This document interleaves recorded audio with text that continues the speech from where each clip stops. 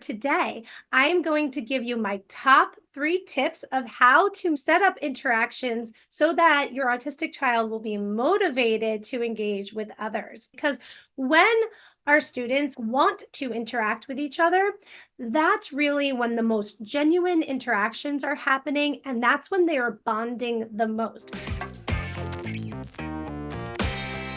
Hello, YouTube family. It is officially June, which means that over here in Mindshaper SLP land, it is Buddy Group season.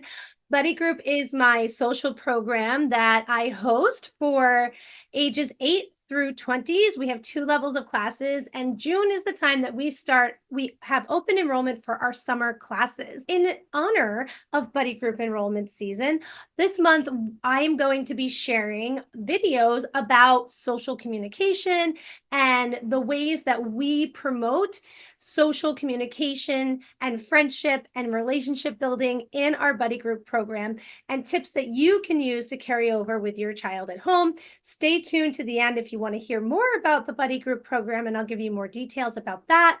But for today, we are going to be talking about my top 3 ways that I motivate my autistic students or my students with social communication challenges to interact and engage with each other. If you have an autistic child, you might notice that sometimes it's hard to get them motivated to interact with each other. Maybe your child is consumed by the world they have going on inside of their head, and it's hard to kind of pull them out of that to engage with others. Or maybe your child just likes to talk about what they're passionate about the most, and it's hard for them to expand their conversations outside of that. Or maybe they just prefer to play by themselves or are shy and don't know how to initiate interactions. We find that is a common challenge for many of our Buddy Group students. And so we find lots of creative ways to help create that internal motivation for our students to want to interact with each other. Because when our students want to interact with each other, that's really when the most genuine interactions are happening, and that's when they are bonding the most. So for today, I am going to give you my top 3 tips of how to set up interactions so that your autistic child will be motivated to engage with others. Tip number 1, turn it into a game. As much as possible, everybody likes to have fun, right? And research shows that practicing rote social skills or doing role plays of social skills doesn't really carry over into the natural context outside of that structured therapy setting. What I find and what I try to do is we teach the skills that we are learning for whatever unit we cover that month in Buddy Group. In Buddy Group, we tend to cover a unit per month, month and a half, depending on how much we have to cover, so that we're really spending a lot of time within a unit so that the students have a lot of time to learn the material and practice it in a variety of contexts. And what I find most effective is we teach the lesson and then we do a follow-up activity. And when I can embed the skills that I just taught them how to use into a game context, the students are so much more motivated to use it, and the skills come out so much more naturally. When you can do that, that is when the skills translate over into their everyday life.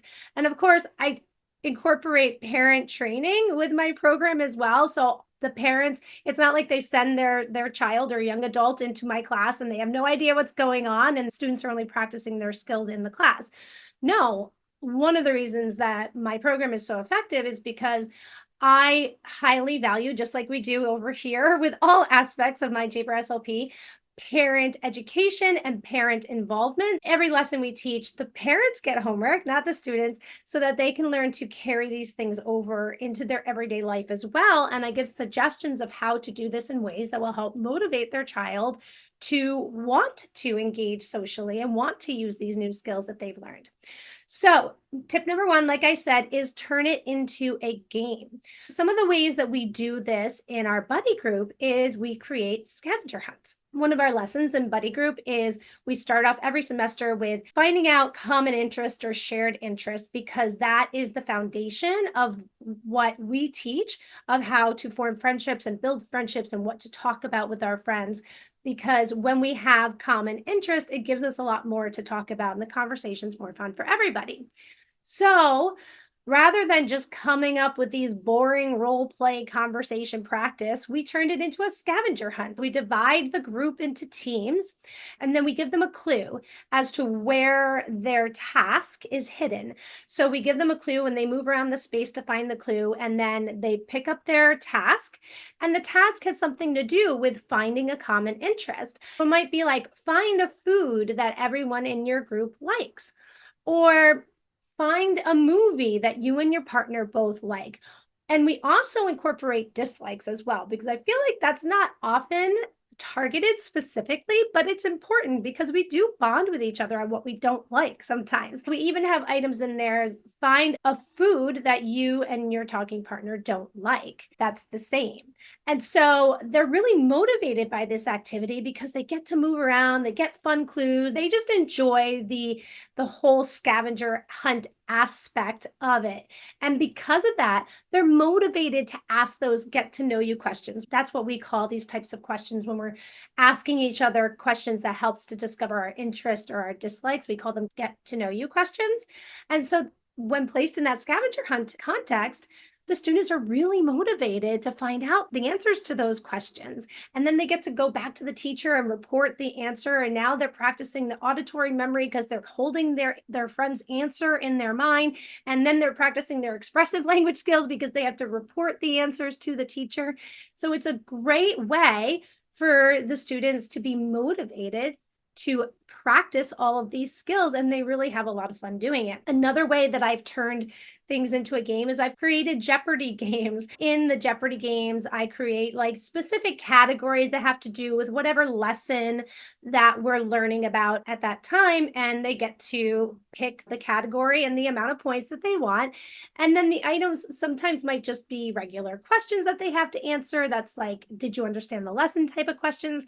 But other times it's interactive types of questions that they have to do something to practice the skill that they're learning, and the kids really enjoy it because it's in a game context. Another way that I have turned social communication practice into a game is, do you remember the old 70s show, The Newlywed Game? I'm probably really, mind you, this was ahead of my time, but I do remember the Newlywed Game. I took the concept of the Newlywed Game and I created something called the Friend Connection Game. And this is, again, a great way for the students to practice their get to know you questions and discover shared interest with their conversation partner. And so the way that we do it is I create a list of like 15 questions and I pair the group into teams, into pairs. And then we give them like 5 or 10 minutes to go ask each other these questions. And the goal is for them to ask the question and remember what their friend is saying. Sometimes we'll have the students write down the answers if they feel more comfortable with that, if they're stressed out about having to remember it, because we want to keep things light and fun. I don't want anyone to feel anxiety when they're in class, because that's not going to help them access their social communication skills. But the ultimate goal is for them to remember what their friends' answers are. Then we bring the group back into teams, and the teacher, the instructor, acts as the game show host. And we will say like, okay, we assigned player 1 and player 2 to each of the teams, and we'll say player 1, and we'll ask the question, player 1, what is your partner's favorite food? And so they write it down. We have these little mini whiteboards, and they write down the answer on the mini whiteboard, and they show the answer, and then their friend reports what the actual answer is. If it's a match, they get a point, and they love it. And it's a great way for them to be motivated to actually listen and retain what their friends are saying to them. I find, especially with my level 1 students, what I see happen a lot is they forget to be the listener in the conversation. They'll ask a question and then they mentally check out of the conversation. My challenge as the instructor is always, how can I motivate my students to stay present, to stay listening to the exchange so that they can hear what their friends are saying and either keep the conversation going or participate in whatever the activity is. This friend connection game is a great way to do that, because they know that they're going to have to use these answers in a game format later on. It really is training that auditory attention or being the listener in the conversation, which I think for a lot of my students is the hardest part of conversations, is the time that they're not actively being the talker and they are the listeners, and they have to maintain that auditory attention to the conversation.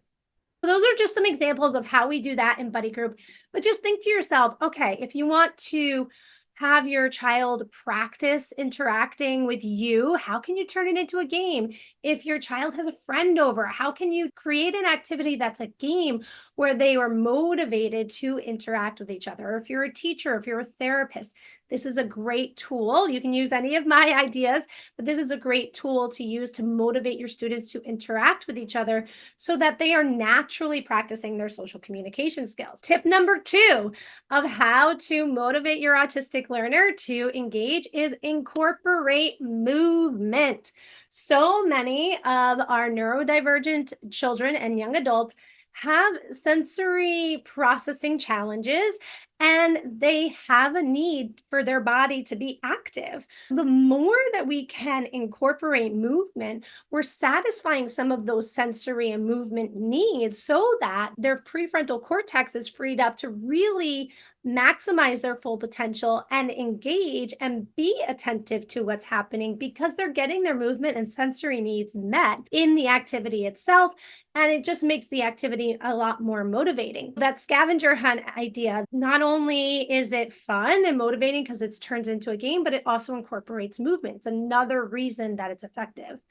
I have a game that we've created for my elementary classes. So my elementary classes are ages 8 through 12. And these little guys, they require a lot of energy and a lot of movement in their activities to remain engaged and motivated. So we came up with a game called Common Interest Scooters. In case you haven't noticed, finding common interest between our group members, our students, is a high priority in our class because we want our kids to realize, like, hey, you like the same thing I like. And that's how they bond and connect. And it's a foundational starting off point for their conversations. So with common interest scooters, we put actually 2 lines, one on each side of the room. We have one that's green for I like this and one that's red for I don't like this. And of course, we have some visual signs on each of the lines so the students remember what each line represents. And we have them sitting on those little platform scooters. They're the square scooters that you sit on. Back in the day in gym class, remember playing crab soccer? It was those scooters. If you're home, you could use a rolling desk chair. It doesn't have to be a scooter. If you're outside, you could have them use like a standing scooter. But this is, we use, we're inside in a room, so we use the platform scooters. We have them start in a central location, and then the instructor will hold up the name of something, or they'll hold up a picture of something, or they'll say something. Or we'll have one of the students say, what's your favorite? We'll ask one of the students, what's your favorite movie? And maybe they say Inside Out. And then the rest of the group will ride their scooter to either I like it or I don't like it. I also find that this is a great way for students to learn their preferences and how to state their preferences, because I noticed that especially with my younger students and my level 1 students, they have a harder time really tuning into their likes and dislikes. And this is a good way to practice it. But the kids have so much fun riding their scooters to each line. Then after that, we have some conversation about, oh, this person has a common interest with you. Oh, you don't like the movie. Why didn't you like the movie? And it's lots of fun because we're incorporating movement. And then they all ride their scooters back to center and we start all over again. It's lots of fun and really motivating for the students. Blindfold search is another game that I've created that incorporates movement and a lot of opportunity for my students to practice being a listener and to give directives as well.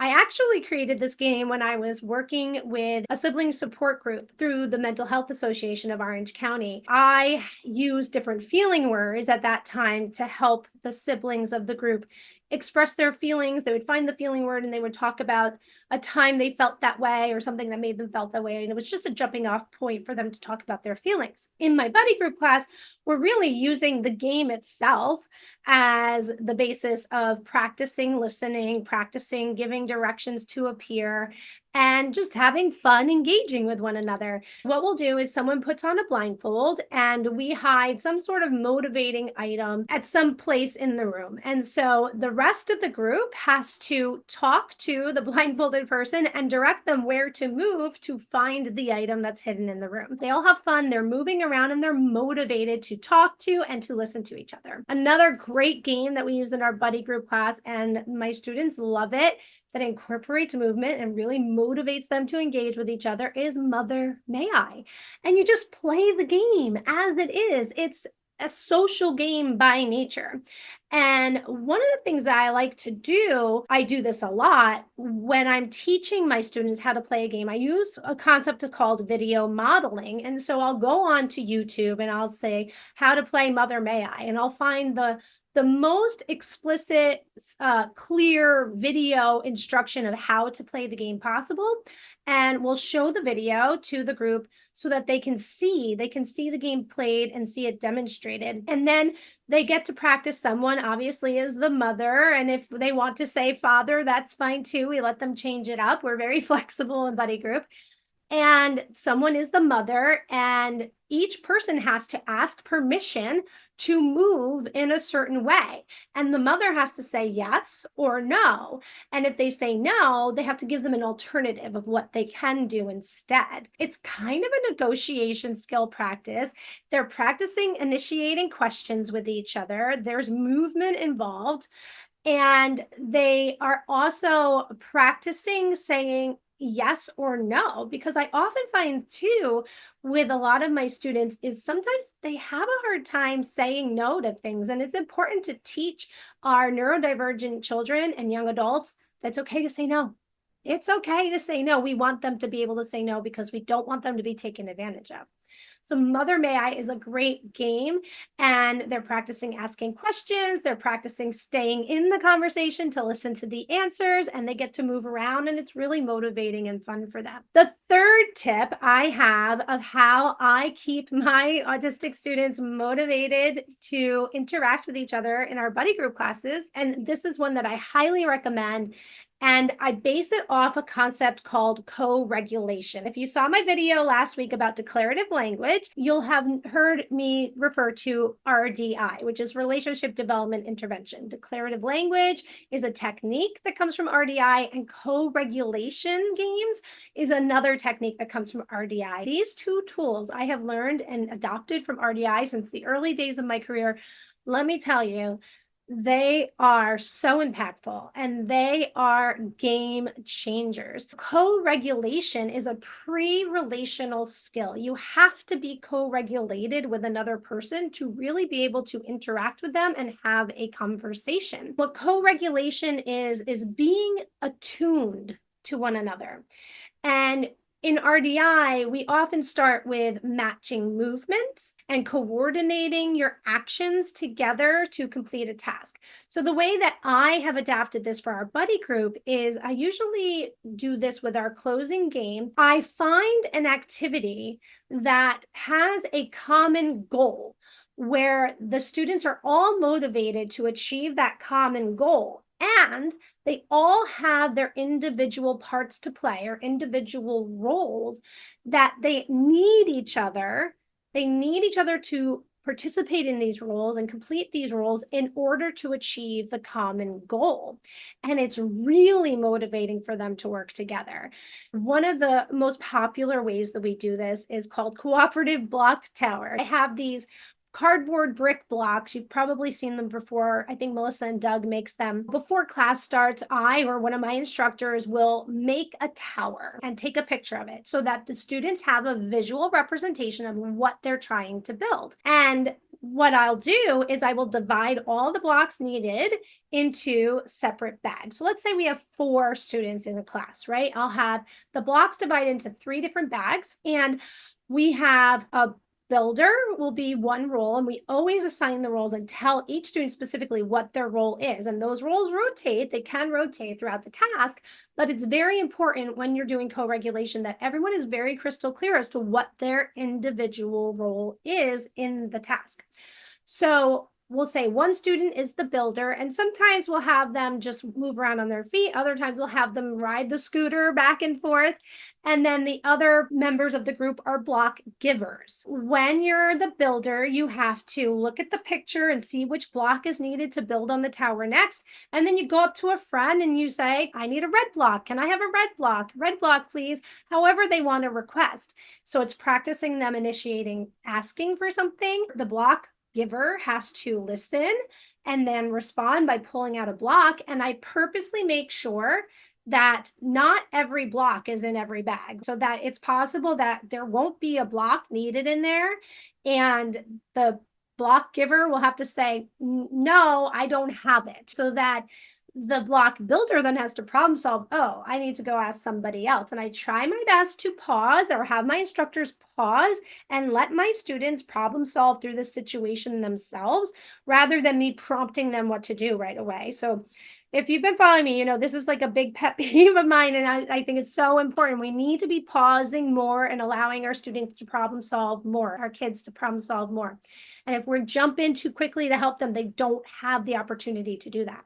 So then they get to build the tower, and the payoff is, especially if we have the scooter, the payoff is they get to knock down the tower together. And so they're excited to be able to do that, so that they're all in it together to build that tower. Another way that I have done this is we created a game called Ingredient Races. I based this off a game that I bought called Cooking Cookies. I don't know if they still make it, but if they do, go get it. It comes in a little metal box that looks like a little lunch box from back in the day.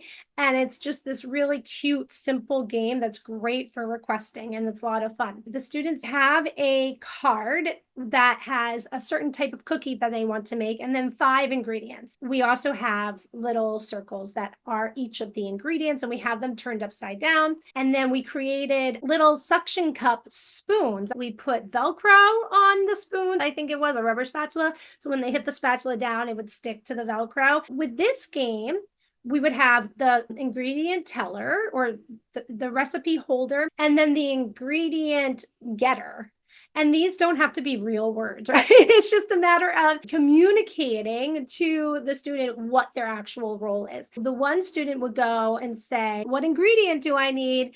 The ingredient teller would let them know the ingredient. The other person would run over to the other side of the room where all the ingredients were face down, and they'd slap an ingredient with the spatula, see if it's the right one. If it wasn't, they had to keep going.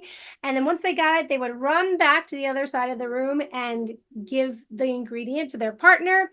And then they would have to ask, what ingredient do I need now? And keep going until they find all the ingredients. And we divide the group into teams so that they're racing to find all the ingredients first. We're making it a game. We're incorporating movement. We're giving everyone a task and having them motivated to reach a common goal. That game involves all of it. And the students, they love it. They have so much fun, and they're super motivated to engage and listen to each other during this game. Another great game that really works on co-regulation. There's not a ton of language in this one, but that's okay.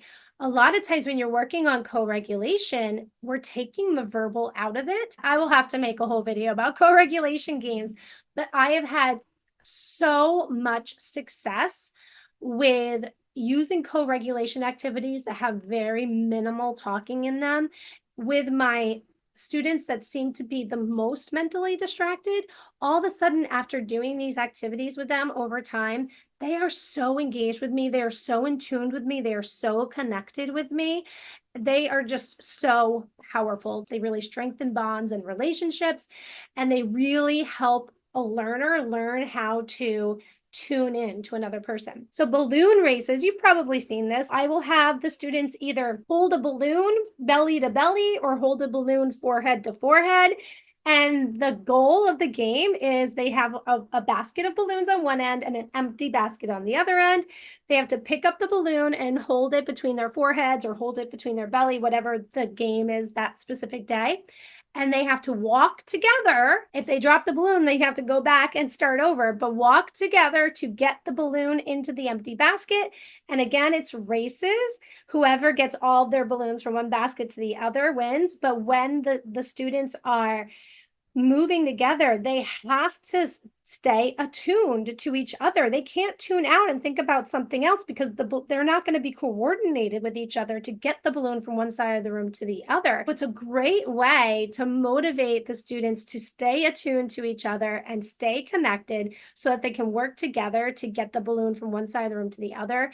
And this game, it's so much fun. The kids love it. I have also seen, if I had a pair of students that were having a little bit of a difficult time and the other teams had already accomplished moving all of their balloons, it's so cute. They start encouraging the team that's still going, giving them pointers, really helping them work together. It's so amazing what naturally comes out of these activities. And it's because they're structured to really meet my students' needs and how they learn best and how they're wired. These are my tips for you of how to internally motivate your autistic students or children to engage with each other.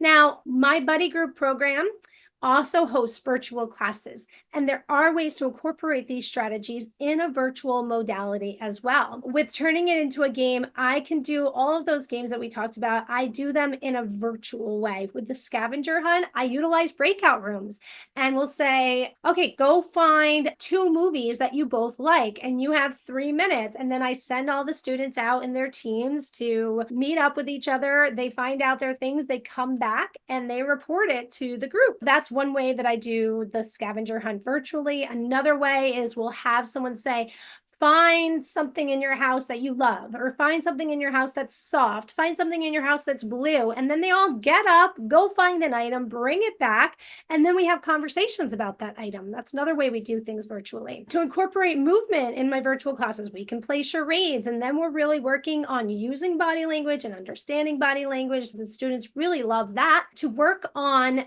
tip number 3, where they are working together to accomplish a goal. My favorite way to do this is to divide my groups into 2 teams and play a 2-person game. And the teams have to work together as one to take their turn. So Bamboozle is a great website that they have so many fun like trivia games.